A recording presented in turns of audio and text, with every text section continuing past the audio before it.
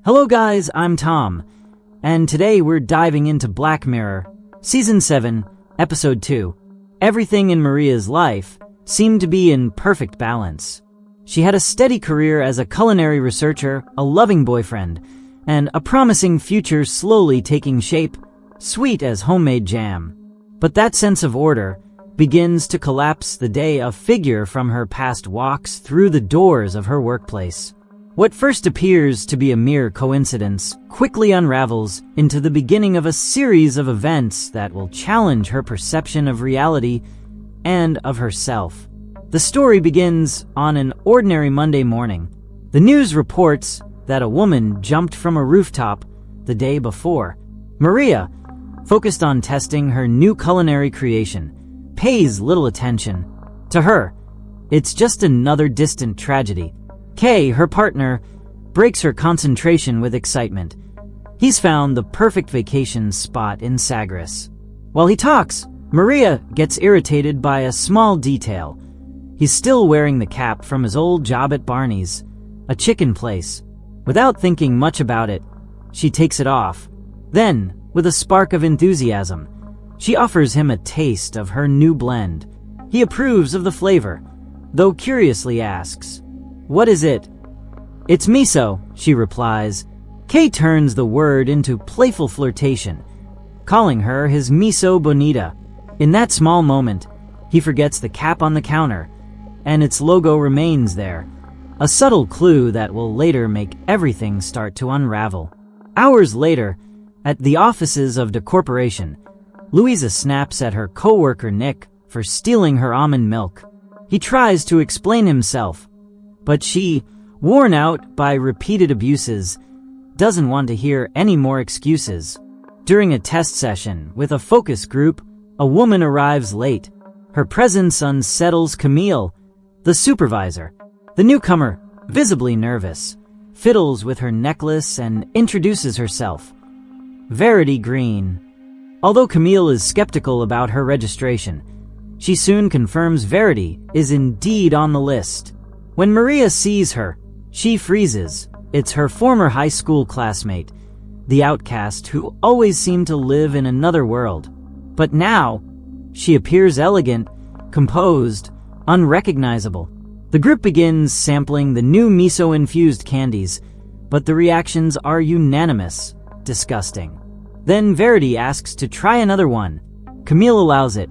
Surprisingly, she declares that the flavor improves with every bite. Gradually, the others give it another chance, and something shifts. They begin to enjoy it. Nick even comments that Verity saved the day, though Maria remains silent, swallowing her doubt. Later, in the bathroom, Verity runs into Maria. She smiles and asks if Maria is also part of the focus group. Maria replies coldly, "No, she's the head of the R&D department." The revelation shocks Verity, but doesn't intimidate her. In a friendly tone, she says she's planning to apply for a research assistant position in her department. Maria is stunned. Vacancies? As far as she remembers, there aren't any. But Verity insists it's on the website. Maria rushes to check, and indeed, the listing is there. Something doesn't add up. She confronts her boss, Gabe, who confirms the posting has been up for days. This unsettles her even more. That night, while talking with Kay, Maria recalls how weird Verity was back in school, obsessed with computers, sketching out blueprints for impossible machines. She also admits there was a rumor about an affair with Professor Kendrick. But what puzzles her most is Verity's professional background. She used to be a travel agent, not an engineer. How did she go from that to working in food research? The next day, Gabe officially welcomes Verity as the newest team member. While everyone else celebrates, Maria feels pushed aside. She immediately confronts Gabe about the speed of the hiring process. He says Verity is overqualified, but Maria doesn't trust her credentials. Gabe promises to verify her references, giving Maria a fleeting sense of reassurance. The next morning, the news is clear. Everything in Verity's background checks out. Gabe tells her she's been confirmed as an outstanding employee. In a new meeting, Maria presents her project, Mallow the Dloon, to Verity, explaining that they won't be using animal gelatin out of respect for the CEO's beliefs. Instead, they'll use carrageenan, a plant-based thickener derived from seaweed. Verity struggles to spell it, so Maria helps her. Later that day, the drama returns. Louisa once again accuses Nick of drinking her milk. Fed up, Maria decides to email the full list of ingredients to Verity, but as she types, she hears her coworkers chatting about their favorite chicken restaurant. Nick calls it Bernie's, and Maria stops in her tracks. No, that's wrong. She corrects him confidently. It's Barney's. My boyfriend used to work there. But when she searches it on Google, to her surprise, it appears as Bernie's. Confused, she heads home. She looks at Kay's cap, and the logo now matches the new spelling. She asks him if he ever said Barney's. He looks at her strangely. It's always been Bernie's. And with that, Maria begins to question her memory, her perception, even reality itself. Could this be a Mandela effect? Disturbed, she admits to Kay that Verity's presence is unsettling her. Tired of the topic, he responds bluntly, "Maybe the problem is that you just can't stand someone else getting the attention." She explodes. She calls him complacent and says she refuses to settle for a mediocre life. Alone in her room, she looks through old school photos. She finds a picture with Natalie Kane, the star of the campus. She messages her, hoping to rekindle an old alliance. She sees the message was read, but never answered. On Thursday morning, Gabe proudly introduces the team to the CEO. Mr. De Maria becomes the center of attention. The boss tastes the miso candies and is impressed. Then he tries the Dloon and asks if it contains marshmallows. She explains that it doesn't. They used plant-based gelatin out of respect for his beliefs. But after the tasting, the head chef reveals a devastating truth. They used beef gelatin. Maria is stunned. They had told her carrageenan wasn't on the list. She confronts Verity, who pretends not to know the word. Furious, Maria reminds her that she even asked how to spell it. But Verity denies everything, claiming she just followed instructions. Gabe tries to mediate, thinking it's a misunderstanding. So Maria suggests checking the email. When they open it, the blow is crushing. The word carrageenan isn't there. Completely disoriented, Maria begins to doubt herself. Verity, once again playing with her necklace, maintains her innocence. And so, little by little, one terrifying certainty creeps in from the shadows. Something is rewriting reality. And Maria is the only one who sees it. After her boss orders her to apologize to Verity, she flatly refuses. The reason? She's certain she didn't write that message. But the evidence against her is so overwhelming that her boss starts to doubt her version of the story. In the end, she gives in. She returns home, confused and frustrated, and decides to tell her partner everything. She's convinced that her colleagues sabotaged her using the office computers, since she's a tech expert. But instead of support, she's met with a reprimand. Kay tells her to stop obsessing over her former schoolmate. Ignoring the comment, her attention is interrupted by an unexpected message. It's not from Natalie, it's from Dan, her husband. He writes to inform her that his wife passed away a few days ago. He apologizes for the delayed response. It's been a devastating week.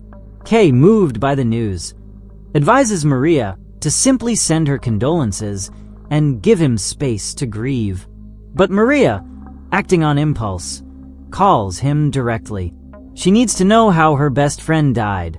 Dan, heartbroken, tells her the truth.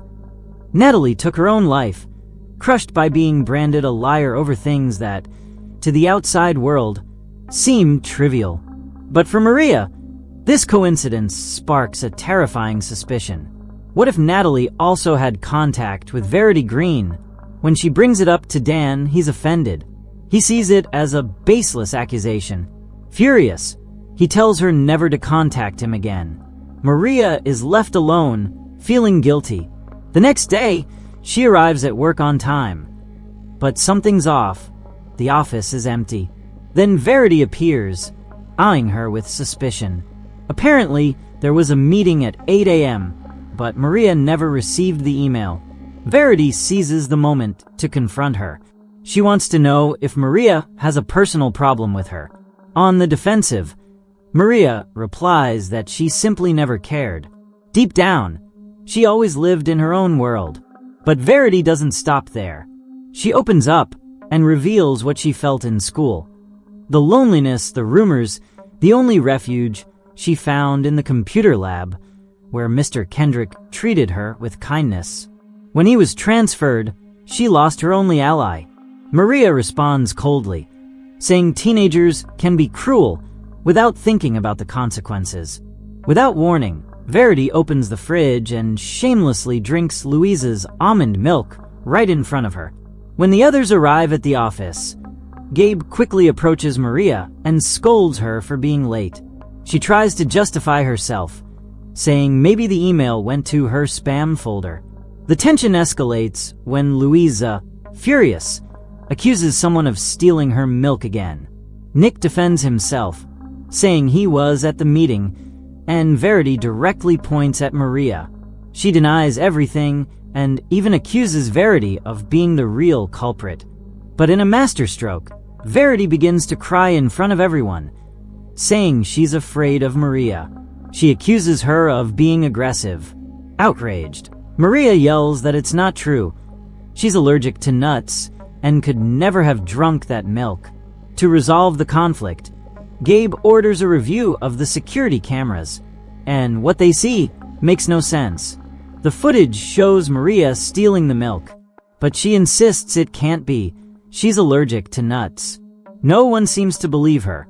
Neither Gabe nor the security staff can find any record of her supposed allergy. Not even Google confirms it. That's when Maria notices something chilling. Verity was holding her necklace every time she lied, and those lies became reality. Suspecting the necklace is manipulating the world around her, Maria tries to confront her. But Verity responds theatrically, playing the victim. Gabe protects her. Maria ends up getting fired. But it doesn't end there. That night, driven by desperation, Maria follows Verity to her home. She lives in a mansion. Sneaking in, Maria discovers a hidden server room. Shocked, she starts piecing everything together. She makes her way to the bedroom, while Verity is in the shower and begins searching for the necklace. Among narcissistic paintings, photos of herself as a celebrity, a model, even an astronaut, she finally finds it, but there's no time to celebrate. She hides under the bed just as Verity comes out. When the necklace emits a sound, Verity notices and confronts her.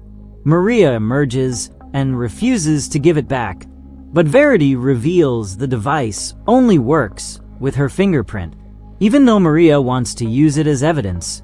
The inventor explains that the real power lies in the quantum compiler downstairs, and that the necklace merely shifts the narrative to timelines where the spoken word becomes true.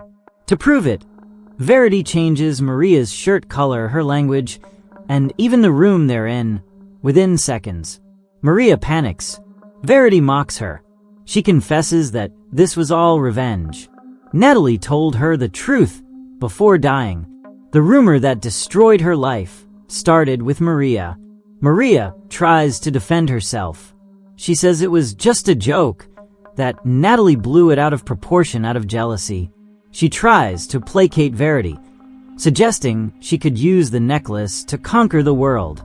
But her enemy already did, and got bored, because not even absolute power can erase trauma. And then she says it. She's going to kill her to close the chapter. In a desperate act, Maria attacks. They struggle, scream, bite, punch, kick.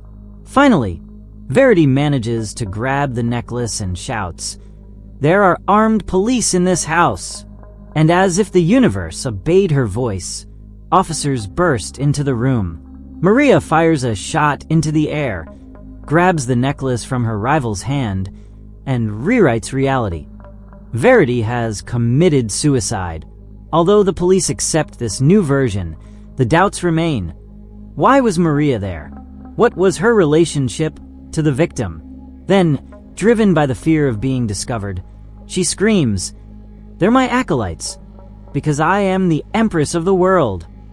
And in the blink of an eye, the world changes. Now, everyone adores her. She is the Empress. Reality belongs to her.